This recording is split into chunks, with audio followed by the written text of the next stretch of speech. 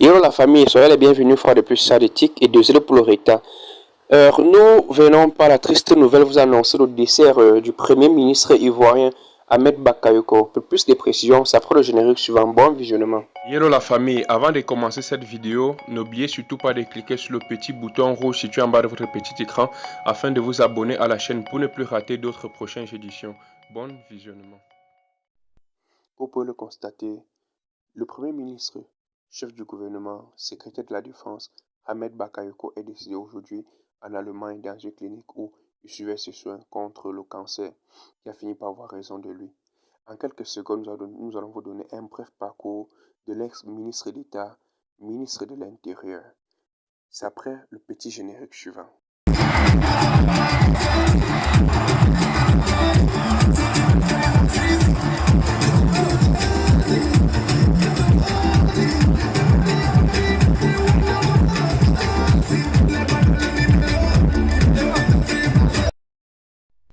Ahmed Bakayoko est né à Abidjan dans le quartier populaire d'Adjamé, habitant extension.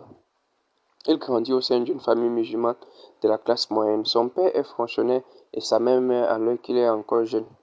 Il est alors élevé par son père avec son frère et ses deux sœurs. Sa famille pieuse et conservatrice est issue du nord-ouest de la Côte d'Ivoire et descend du érudit musulman connu de la famille El Hadji Moussa Bakayoko. Ahmed Bakayoko commence des études de médecine à l'université de Ouagadougou. En 1984, il ne persiste pas dans cette voie et après 2 ans, décide de se consacrer au journalisme dont il fera plus tard sa profession. Pendant ses études, il dirige le journal du Collège moderne d'Adjamé. Ses années étudiantes à Ouagadougou vont beaucoup compter dans son éveil politique.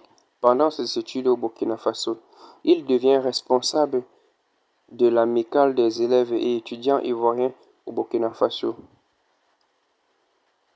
En 1986, quand il rentre à Abidjan, il se rapproche des mouvements étudiants liés au Parti démocratique de Côte d'Ivoire, Rassemblement démocratique africain, PDCI, dont il deviendra le responsable de la jeunesse étudiantine et scolaire en 1990.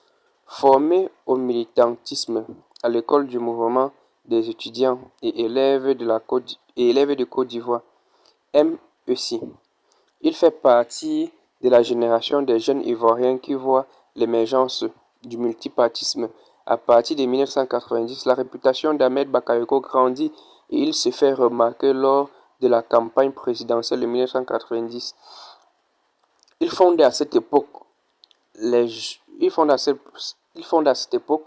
jeunesses estudiantines et scolaires du PDCI, GESPC, qui vont traverser la période de crise faisant suite à la mort du président Félix Houphouët-Boigny, qui dirigeait le pays depuis son indépendance. À 25 ans, en 1990, il fonde le quotidien Le Patriote, dont il est directeur de la publication jusqu'en 1993. Leader étudiante, influent au sein du PDCI, il finit par obtenir que son journal devient l'organe de presse du Rassemblement des Républicains RDR, fondé par Jenny Kobani lors de la scission du PDCI historique. En 1993, 3 ans plus tard, il est premier PDG de Radio Nostalgique Côte d'Ivoire. À sa création en 2000, il devient PDG de Radio Nostalgique Africain. En politique, le parcours d'Ahmed Bakayoko lui permet de se tisser un important réseau international dans le monde politique et est proche du roi du Maroc, Mohamed V, et du président Burkina Faso, Roch-Marc Christian Kaboré. Au cœur de l'écosystème politique ivoirien, il parvient à conserver des liens de confiance dans les 2 camps de guerre civile de 2007-2011. des Comzones insurgèrent jusqu'à sein du Front populaire ivoirien (FPI) de Laurent Gbagbo.